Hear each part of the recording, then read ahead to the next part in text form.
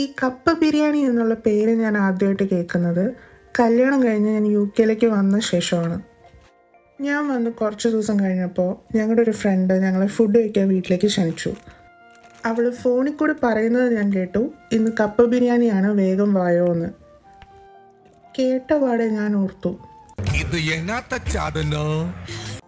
Chicken ബിരിയാണിയിൽ ചിക്കനുണ്ട്, fish ബിരിയാണിയിൽ fish ഉണ്ട്, കപ്പ ബിരിയാണിയിൽ കപ്പ ഉണ്ടായിട്ട് ഇപ്പം എന്താ വലിയ കാര്യം, കപ്പയും റൈസും എങ്ങനെയാണ് കോമ്പിനേഷൻ ആവുന്നത് തുടങ്ങി ഒരുപാട് ചോദ്യങ്ങൾ എൻ്റെ ഉള്ളിലുണ്ടായി.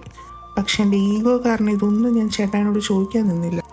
അല്ലെങ്കിൽ തന്നെ ഞങ്ങൾ എന്ത് സംസാരിച്ചാലും കൊച്ചി ട്രിവാൻഡ്രം ഡിബേറ്റ് വരുന്ന കാലഘട്ടമായിരുന്നു അത്. എന്തിനു വെറുതെ.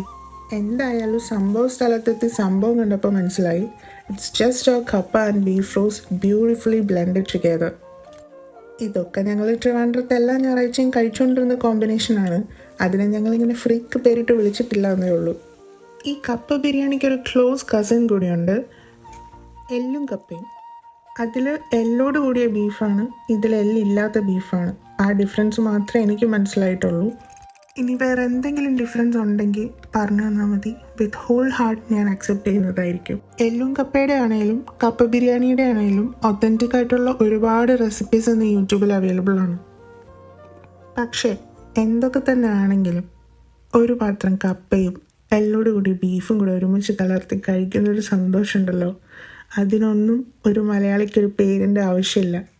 കണ്ടില്ലേ ഞങ്ങളുടെ രണ്ടുപേരുടെയും മൊത്തം സന്തോഷം.